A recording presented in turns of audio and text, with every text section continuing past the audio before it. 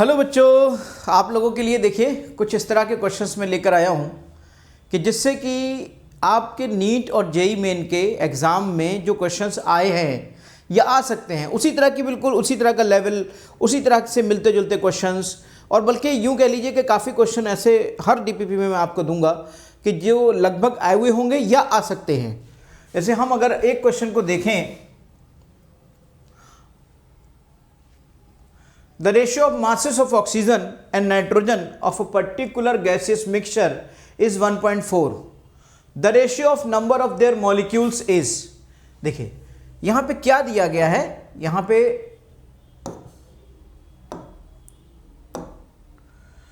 Pen को आप select कर लेते हैं और आप यहां पे शुरू करते हैं। एक रेशियो है of masses of oxygen and nitrogen gas of a particular gaseous mixture. ये कोई गैसियस मिक्सचर है आपका जिसमें कि ऑक्सीजन है और जिसमें नाइट्रोजन है। इन दोनों की रेशियो, इस मिक्सचर में इन दोनों के मासेस का जो रेशियो है दैट इज 1:4। चलिए एक काम कर लेते हैं, यानी mass of oxygen and mass of nitrogen is equal to 1/4। इस तरह से है। जब भी कभी इस तरह से रेशियो में अगर कोई भी दिया हुआ करे तो उसका एक तरीका होता है बेटा, उसको एक काम करिएगा बहुत आसानी से, आप ऐसा करिए, मास ऑफ ऑक्सीजन को W मान लीजिए और मास ऑफ नाइट्रोजन ऑब्वियसली यहाँ पे फिर आपका 4W हो जाएगा। ये आपका 4W हो जाएगा। अभी मास ऑफ ऑक्सीजन और मास ऑफ नाइट्रोजन निकल आया।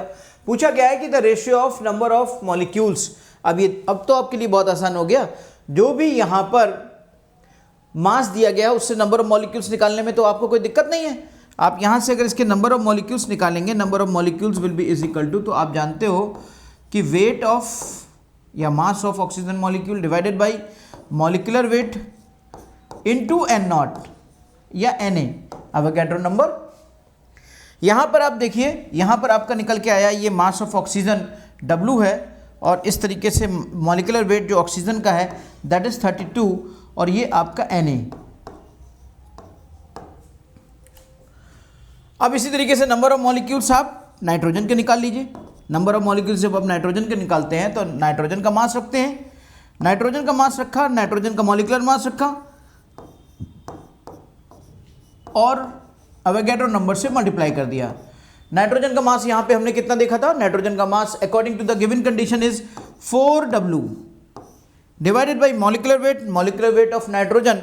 नाइट्रोजन का आप जानते हो एक एटम का 7 and 14 होता है, तो 2 एटम है तो 28 हो जाएगा, 28 इंटू Na। उन्होंने पूछा है कि the ratio of number of molecules is, number of molecules का रेशियो निकालने को पूछा है बेटा।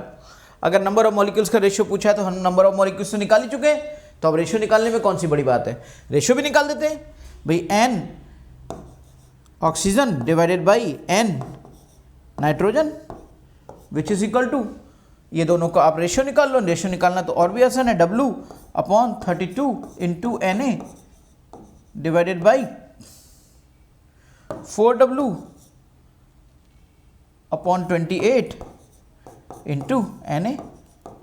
Na is Avogadro number. Na से डिडक्ट हो जाएगा, Na से डिडक्ट हो जाएगा। ब्लैक कलर एक बार चूज कर लेते हैं, Na से डिडक्ट हो गया, W से डिडक्ट हो गया, तो आप समझ सकते हैं 4 7 28, इट मीन्स इट बिकम 7/32। यानी कि हमें ऑप्शन ये मिल गया आपका कि 7:32। देखिए number of molecules of oxygen and number of molecules of nitrogen 7 divided by 32, option मिला हमें सेकंड। अच्छे से क्लियर हो गया।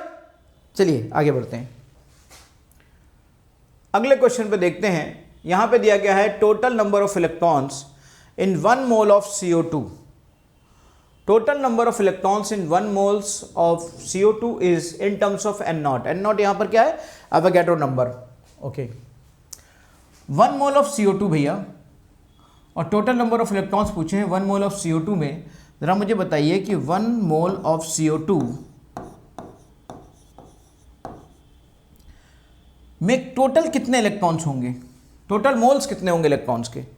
1 मोल ऑफ CO2, सबसे पहले एक काम करते हैं, इससे पहले कि ये निकालें हम एक काम करते हैं कि एक मॉलिक्यूल ऑफ CO2 में कितने इलेक्ट्रॉन होंगे।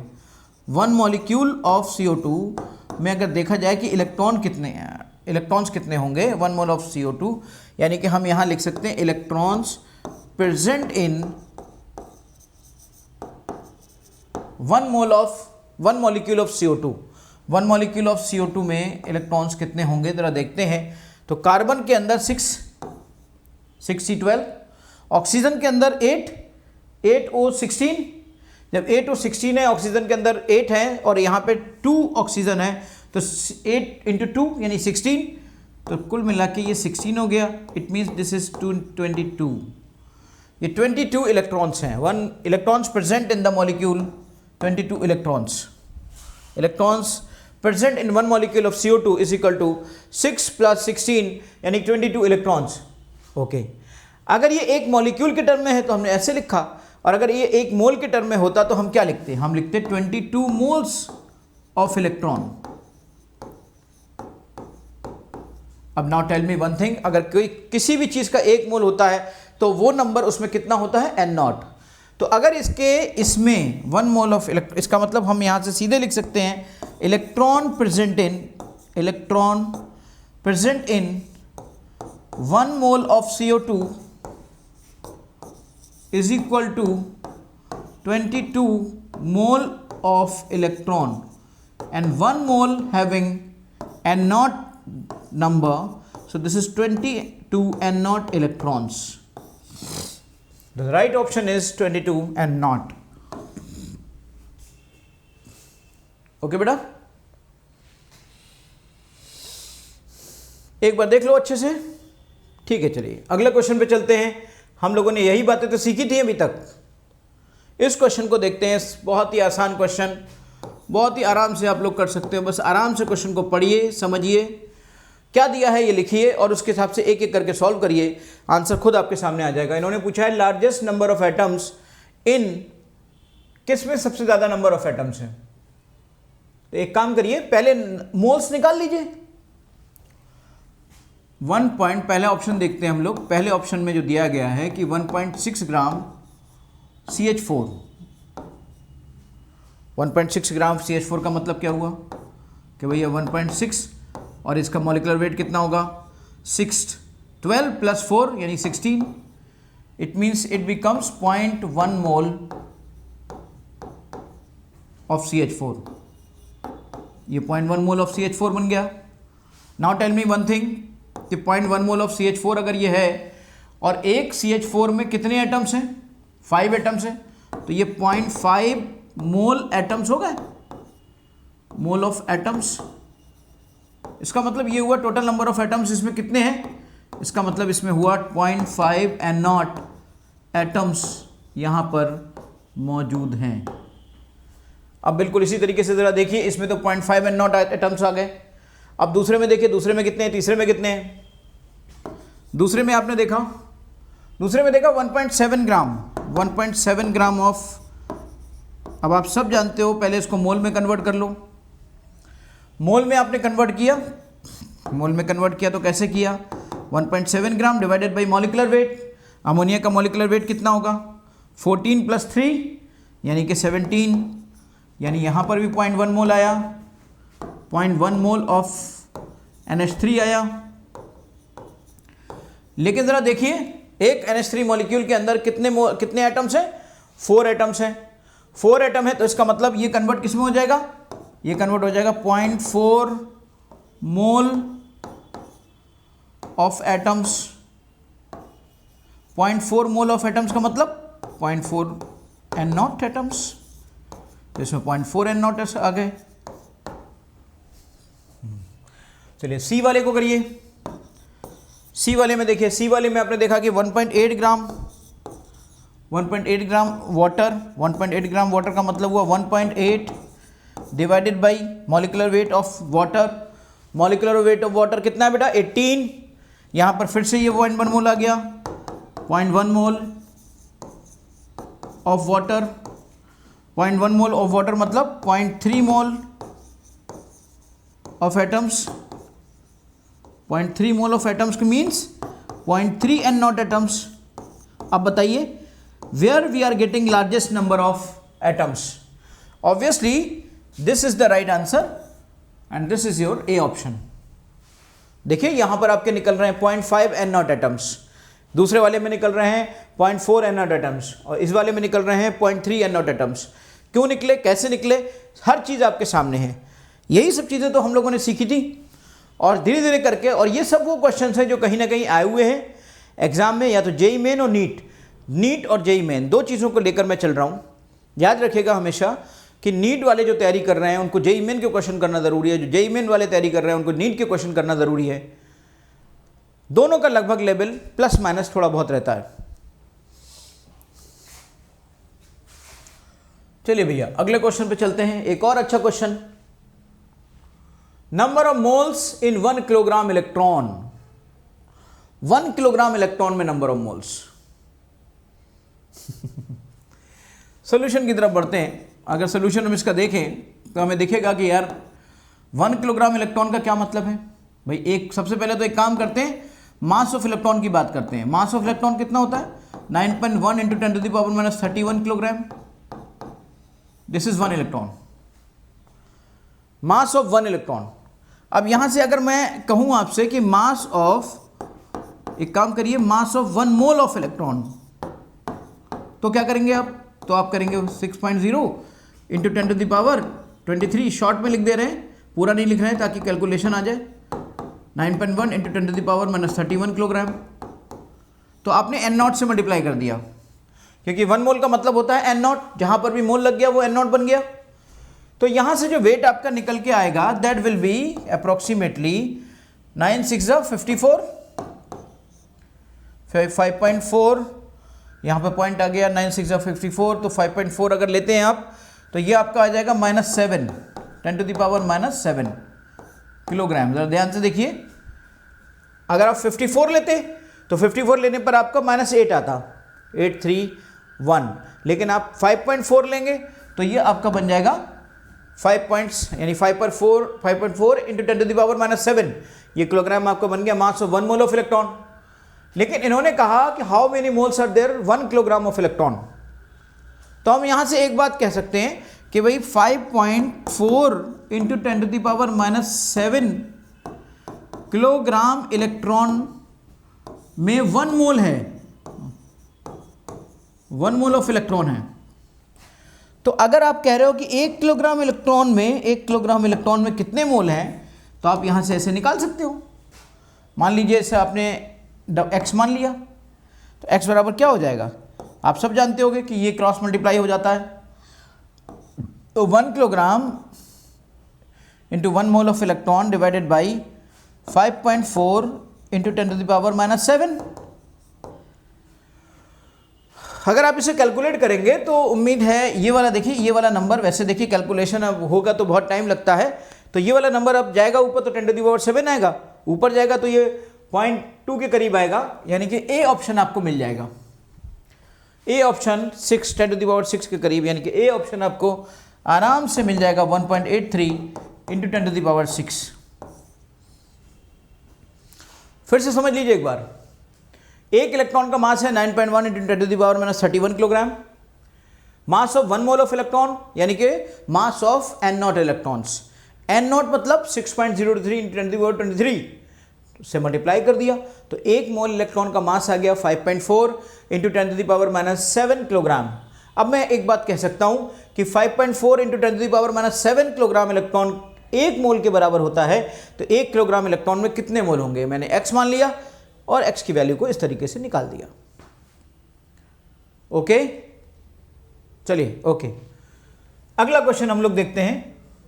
अगला क्वेश्चन क्या है,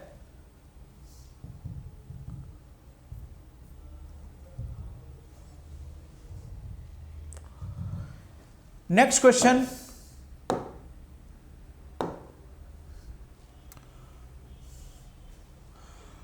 there are 3 isotopes of iron with their abundances given as। एक क्वेश्चन मैंने शायद एक कॉन्सेप्ट आपको दिया था कि अगर कहीं पर एवरेज एटॉमिक मास निकालने को आए, तो एवरेज एटॉमिक मास निकालने में आप क्या करते हैं कि जितने भी आइसोटोप्स होते हैं उनके एटॉमिक मासेस को उनके अबंडेंस यानी उनके परसेंटेज अबंडेंस से मल्टीप्लाई करते चले जाते हैं और डिवाइड बाय टोटल परसेंटेज से कर देते हैं।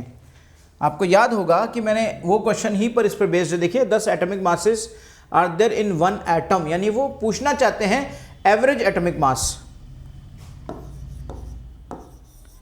तो एवरेज एटॉमिक मास की बात अगर मैं करता, एवरेज एटॉमिक मास, तो बेटा एवरेज एटॉमिक मास में क्या होता है कि isotope 1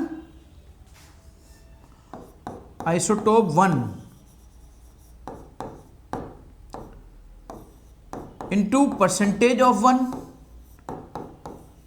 plus isotope 2 into percentage of 2 divided by 100। जितने भी आइसोटोप्स होते हैं ऑब्वियसली उनका टोटल परसेंटेज तो 100 के बराबर ही होगा, लेकिन यहां पे देखिए 3 आइसोटोप हैं तो 3 से कर लेंगे, कोई मसला थोड़ी है। एवरेज एटॉमिक मास की बात करें,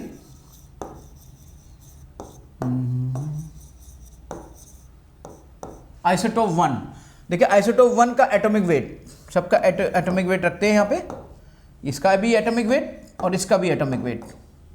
एटॉमिक वेट ऑफ आइसोटोप 1 ये 54 हो गया, और उसका परसेंटेज ऑफ ए कितना दिया हुआ है 5%, प्लस एटॉमिक वेट ऑफ 2 56 और उसका परसेंटेज कितना दिया है 90%, प्लस 57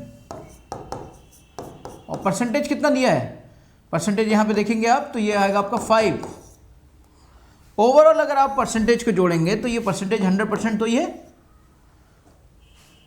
अब आप जब इसको सॉल्व करेंगे ना, देखिएगा आप सॉल्व करके तो आपको ये मिल जाएगा 55.95 के करीब, क्योंकि अब ये मैंने कैसे निकाला, मैंने कैलकुलेट नहीं किया, ऐसे ही बता दिया। क्यों? देखिए शॉर्ट ट्रिक्स होती हैं सोचने समझने की। भाई 56 नंबर का ही तो 90% है, तो एवरेज भी 56 के करीब ही होगा सबसे ज़्यादा, और 56 के सबसे ज़्यादा करीब है 55.95। तो आप चाहो तो इसे कैलकुलेट कर लो, आएगा इतना ही। ओके चलिए अगले क्वेश्चन की तरफ चलते हैं कि अगला क्वेश्चन क्या हो सकता है, और एक अच्छा question. How many moles are there in one atom. अब ऐसे क्वेश्चन पढ़ोगे आपको लगेगा how many moles are there in one atom. बहुत ही सिंपल सा क्वेश्चन है, हम सब जानते हैं कि 6.023 इंटू 10⁻23 एटम्स का मतलब होता है 1 मोल एटम। बहुत आसान है बेटा, बहुत आसानी से निकाल सकते हो। इन्होंने पूछा कि how many moles are there in one atom, तो ऑब्वियसली आप कह दो कि 1 एटम में कितने मोल होंगे, आपने x मान लिया, and you have to calculate x। आपको पता है इन दोनों को क्रॉस करते हैं 1 into 1 और इस वाले को डिवाइड कर देते हैं 6.03 इंटू 10⁻23। अब ये नंबर आपका कितना आएगा, है ना, -24 के करीब ही आएगा। तो ये ऑप्शन आपको दिख जाएगा 1.66 इंटू 10⁻24। कैलकुलेट कर लेंगे आसानी से, इतना ही आना चाहिए। बहुत ही आसान सा क्वेश्चन, आपके बेसिक्स को अभी डेवलप किया जा रहा है, और इन्हीं सब बातों को समझ समझ के ही बड़े बड़े क्वेश्चन कर पाएंगे। जब छोटे छोटे करेंगे तभी बड़े बड़े कर पाएंगे। एक और अच्छा क्वेश्चन, अब थोड़ा सा अच्छा क्वेश्चन आया, मैं ऐसे कह सकता हूं कि अगर जेईई मेन में एक अच्छा क्वेश्चन बनेगा या नीट में एक अच्छा क्वेश्चन बनेगा तो इस तरह का क्वेश्चन बन सकता है।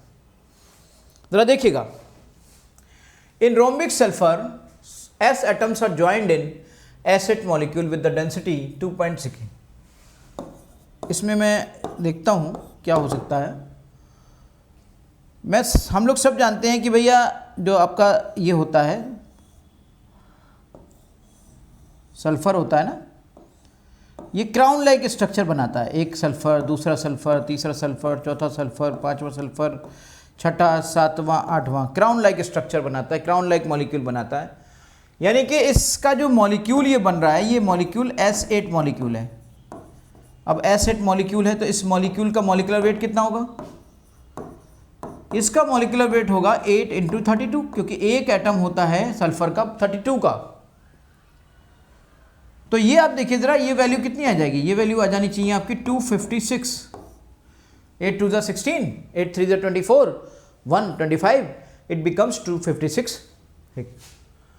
पूछा है कि how many number of acid molecules in a crystal of 0.568, number of molecules आपको निकालने हैं। तो नंबर ऑफ मॉलिक्यूल्स को निकालने का तरीका क्या होता है? नंबर ऑफ मॉलिक्यूल्स को निकालने का तरीका ये होता है कि भाई आपके पास अगर नंबर ऑफ मॉलिक्यूल्स आपको निकालने हैं तो आपके पास क्या होना चाहिए? Weight upon molecular weight into N nought. N nought means Avogadro number. अब आपके पास मॉलिक्यूलर वेट मौजूद है, मॉलिक्यूलर वेट आपने यहां से निकाल लिया, ये मॉलिक्यूलर वेट आपका 256 है। अवोगैड्रो नंबर आपको पता है। अब आपको क्या नहीं पता है? वेट नहीं पता है। ये अगर पता हो जाए आपको तो इसको आसानी से आप निकाल सकते हो। हम सभी जानते हैं कि वेट बराबर क्या होता है? Volume into density. अब देखिए हमें वॉल्यूम भी दिया है, डेंसिटी भी दी है, लेकिन मसला एक है कि वॉल्यूम और डेंसिटी का यूनिट सेम नहीं है। यहां देखिए जरा, यहां पर ये दिया है ग्राम पर सेंटीमीटर क्यूब में और यहां ये दिया है 0.568 मिलीमीटर क्यूब में। तो बेटा याद रखिएगा यूनिट जरूर बराबर होना चाहिए, अदरवाइज आपकी कैलकुलेशंस गलत हो जाएंगी। तो आप एक काम करिए ना, ये जो 0.568 है मिलीमीटर क्यूब, इसको 0.568 मिलीमीटर क्यूब की जगह आप इसको सेंटीमीटर क्यूब में बदल लीजिए। देखिए 10⁻⁻1 होता है सेंटीमीटर, 1 मिलीमीटर में 3 से मल्टीप्लाई हो जाएगा तो ये सेंटीमीटर क्यूब बन जाएगा। अब ये आपका सेंटीमीटर क्यूब बन गया। और यहाँ वॉल्यूम था आपका, यहाँ डेंसिटी थी आपकी ये 2.07, तो वॉल्यूम आपने निकाल लिया। यहाँ से आप W आराम से निकाल सकते हो, W निकालिए। W यहाँ पे रखोगे आप 0.568 इंटू 10⁻⁻33 और डेंसिटी आप ये वाली रख दीजिए 2.07 ग्राम पर सेंटीमीटर क्यूब। ये दोनों मल्टीप्लाई हो जाएंगे तो ये वेट आ जाएगा। ये सीधे वेट उठा के आप यहां रख दीजिए। नंबर ऑफ मॉलिक्यूल्स निकालने के लिए आप सीधे वेट को ऐसे ही रख दीजिए 0.568 इंटू 10⁻⁻3। अलग अलग निकालेंगे क्यों? अलग अलग कैलकुलेट करने से और आपका टाइम ज़्यादा जाएगा। आप एक साथ रख दिया करो। मॉलिक्यूलर वेट आपने 256 रख दिया एंड अवोगैड्रो नंबर 6.023 इंटू 10⁻23। ये पूरी कैलकुलेशन आप करोगे, आपके पास नंबर ऑफ मॉलिक्यूल्स आ जाएंगे कि नंबर ऑफ मॉलिक्यूल्स यहाँ पर कितने मौजूद होंगे इसके। एक बार फिर से देखिए, in a rhombic sulphur, sulphur atoms are joined in acid molecule with the density sulphur atoms. ठीक है बेटा, क्राउन लाइक स्ट्रक्चर बनाता है, एसिड मॉलिक्यूल बनता है। मॉलिक्यूलर वेट इसका 256 निकल आता है क्योंकि इस मॉलिक्यूल के अंदर सल्फर के 8 एटम्स मौजूद हैं। एक एटम का मास 32 होता है, 8 एटम से मल्टीप्लाई कर दिया 256 आ गया। हमें नंबर ऑफ मॉलिक्यूल्स निकालने थे। हमने आपको एक यूनिफाइड फार्मूला बताया था, N/N0 is equal to W upon molecular weight. N is equal to W upon molecular weight, N0 हो गया, N0 यानी Na।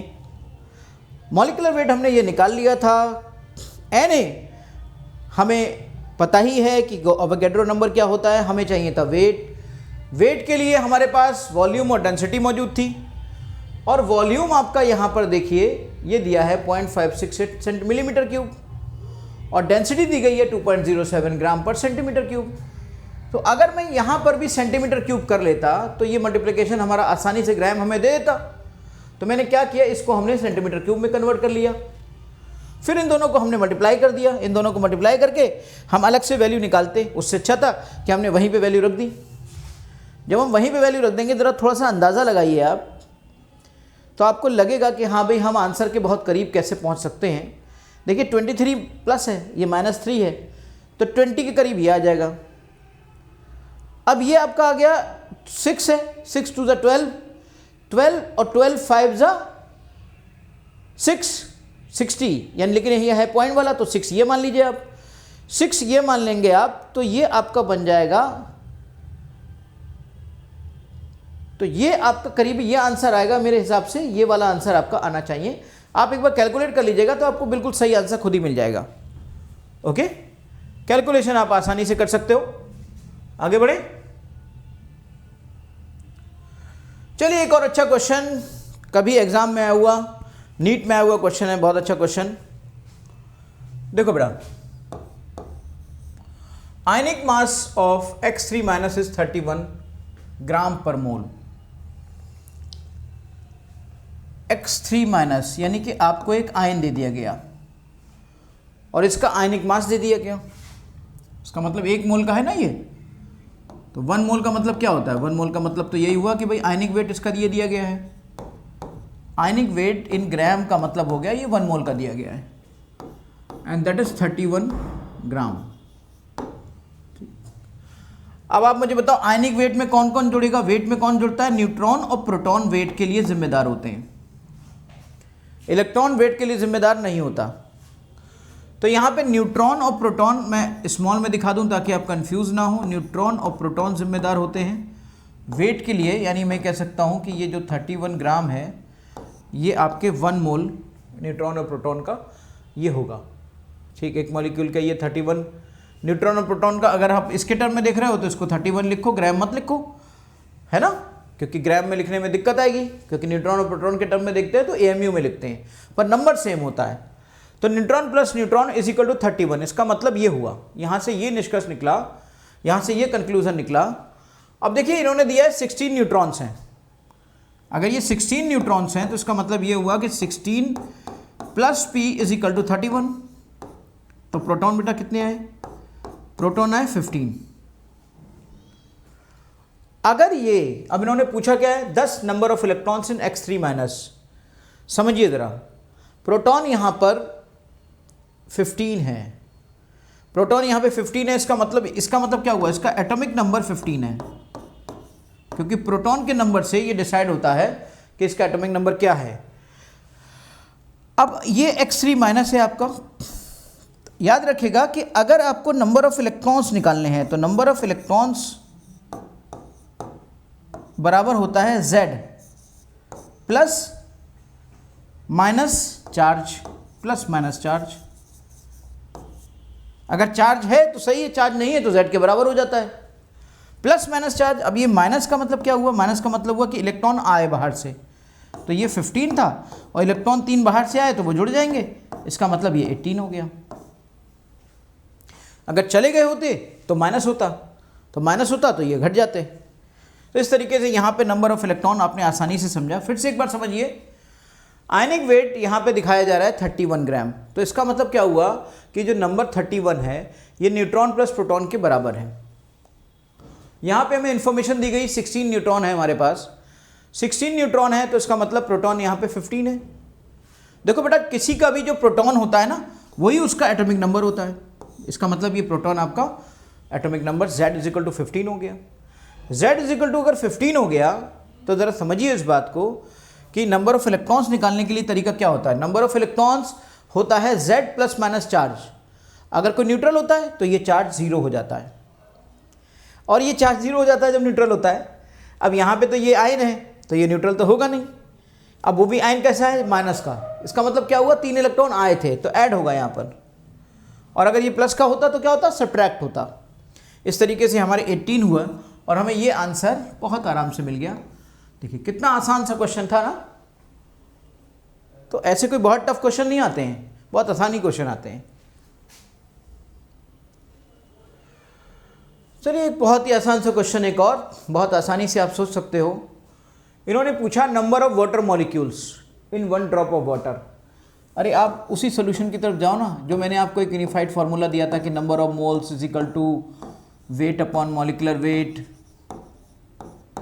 Is equal to N upon Na, याद आया, is equal to volume of the gas in litre at STP और NTP divided by 22.4 litre. यही तो दिया था आपको। यहाँ पे नंबर ऑफ मॉलिक्यूल्स पूछा है, देखो ये पूछा है, इसका मतलब